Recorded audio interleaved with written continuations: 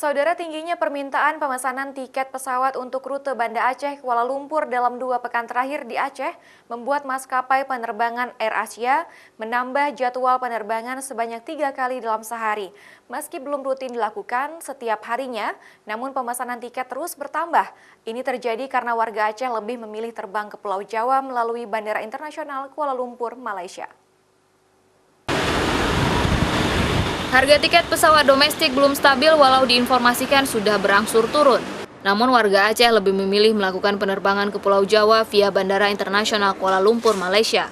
Pilihan itu diambil warga dengan alasan harga tiket pesawat ke negeri jiran jauh lebih murah dan warga pun bisa menghemat sebesar 1 juta rupiah untuk sekali penerbangan.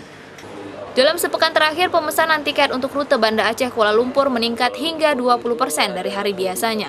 Sedangkan pemesanan tiket domestik malah terjadi penurunan. Meski INACA telah menginformasikan untuk menurunkan harga jual tiket domestik, ternyata tak disambut meriah di Aceh karena hanya beberapa seat tertentu yang diturunkan harganya. Mulai Februari nanti udah ada penambahan, setiap hari ada 2 kali penerbangan, dan untuk Selasa, Kamis, Sabtu itu 3 kali. Tiket ada penurunan, tapi itu kan enggak semuanya seperti semula.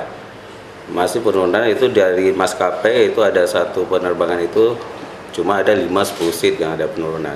Sedangkan permintaan kan ramai.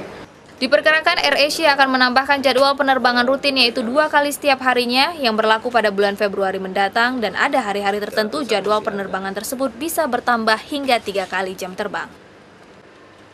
Nova Misdayanti, Kompas TV, Banda Aceh.